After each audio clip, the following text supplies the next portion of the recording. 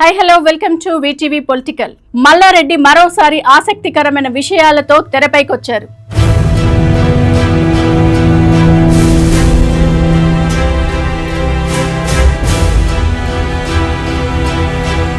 అసలేం జరుగుతుంది? బీఆర్ఎస్ మేడ్చల్ ఎమ్మెల్యేగా ఉన్న మల్లారెడ్డి మరి బీజేపీలో చేరబోతున్నారా? ముందుగా రాయబారానికి తన కోడలు ప్రీతిరెడ్డిని బండి సంజయ్ దగ్గరికి పంపించారని అనుకోవచ్చా? గత ఓల్డ్ సిటీలో గత వారం జరిగిన బోనాలకు బండి సంజయ్ అలాగే ప్రీతిరెడ్డి కలిసి అక్కడ ఫ్లెక్సీల మీద ఫోటోలు కనబడడంపై ప్రజల్లో ఆసక్తికరమైన అంశాలు తెరపైకి వస్తున్నాయి. మరి మల్లారెడ్డి రాయబారం కోసం తన కోడలు ప్రీతిరెడ్డిని బండి సంజయ్ దగ్గరికి పంపించారని అనుకోవచ్చా?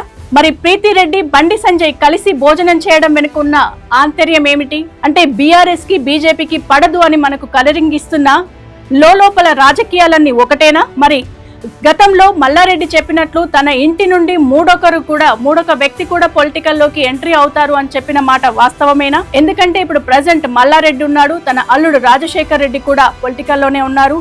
మరి ఇప్పుడు కోడల్ని కూడా పొలిటికల్ గా తీసుకొచ్చే అవకాశం ఏమైనా ఉందా? మరి అంటే బయటకి చూసుకున్నప్పటికీ ఎప్పుడు కూడా బీఆర్ఎస్ పైన బీజేపీ పైన బీఆర్ఎస్ విరుచుకుపడుతూనే ఉంటాయి. కానీ ప్రీతిరెడ్డి మాత్రం కేవలం నేను ఈ పండగ సందర్భంగా బోనాల పండగ సందర్భంగానే బండి సంజయ్ ఇంటికి ఆహ్వానం మేరకు నేను భోజనానికి వెళ్ళానని మాత్రమే చెప్తుంది. కానీ అసలే ఎడముఖం పెడముఖంగా ఉన్న బీజేపీ బీఆర్ఎస్ లు ఒకే దగ్గర కలిసి భోజనం చేయడం వెనుకున్న అసలు రహస్యం ఏంటి?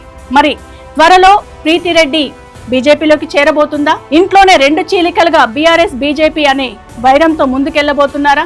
లేదంటే మరి మల్లారెడ్డి కూడా ఈ బీఆర్ఎస్ ఎప్పుడైతే ప్రభుత్వం కోల్పోయిందో అప్పటి నుండి అటు కాంగ్రెసా ఇటు బీజేపీనా అని గోడ మీద పిల్లిలాగా అటు ఇటు చూస్తూ ఉన్నారు. మరి ఆయన ప్రయాణం ఎటువైపు వెళుతుంది అనేది మాత్రం స్పష్టత లేదు.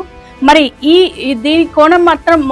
ఈ కోణం మొత్తం మనం చూసుకున్నట్లయితే ప్రీతిరెడ్డి బండి సంజయ్ ని కలవడం వెనుక అయితే పెద్ద రహస్యం అయితే ఏదో ఉన్నట్టుగానే తెలుస్తుంది. ఎందుకంటే ఫ్యూచర్ లో వారు బీజేపీలోకి చేరడానికి ఇదొక అవకాశంగా తీసుకొని, అంటే ఎప్పుడు కూడా బీజేపీ బీఆర్ఎస్ అనేవి కాంగ్రెస్ అనేవి ఒకే ఫ్లెక్సీ పైన ఎక్కడ కనిపించలేదు. కానీ ఇప్పుడు మనం బోనాలకు మొన్న లాస్ట్ ఓల్డ్ సిటీ బోనాలకు చూసుకున్నట్లయితే బీజేపీలో ఉన్న బండి సంజయ్ గారితో పాటు ప్రీతిరెడ్డి ఫ్లెక్స్లు కూడా చూసాము.